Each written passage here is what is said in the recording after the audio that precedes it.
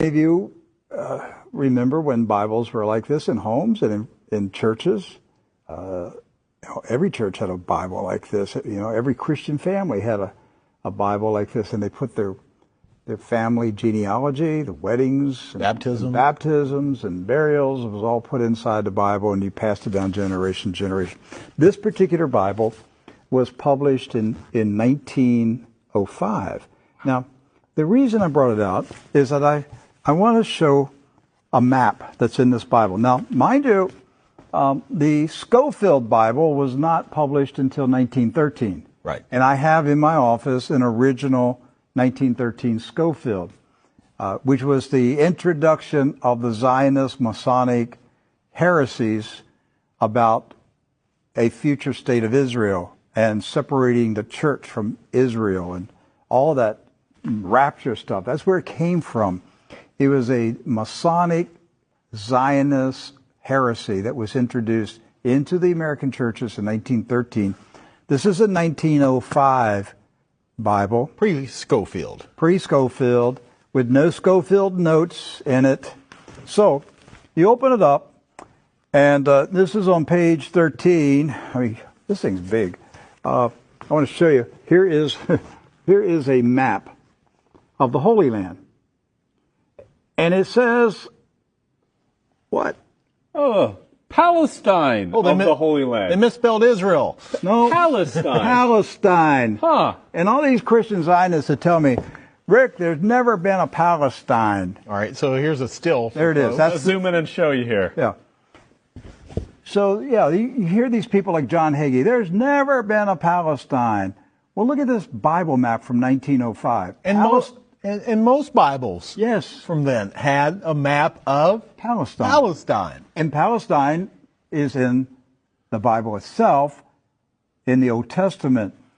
So we're showing you this just because I'm trying to break through the propaganda, the confusion, the lies that the Zionists have implanted in millions of minds of Christians in America, and told them there's never been a place called Palestine. But I have a map, Rick. Right there it is. So, with that in mind, do you know who lived in Palestine? Palestinians? Palestinians. I got that one right. Palestinians. And Palestinians were Jewish, Christian, and Muslim. Right. They weren't a particular faith. They were citizens of a particular country. Palestine. They were all Palestinians. Yes. Jesus was a Palestinian. Look at this. Okay? So Israel has never meant a political country. It's always meant the people of God. Yes. The called out ecclesia, the people of God. That's what Israel means. It's not a political country.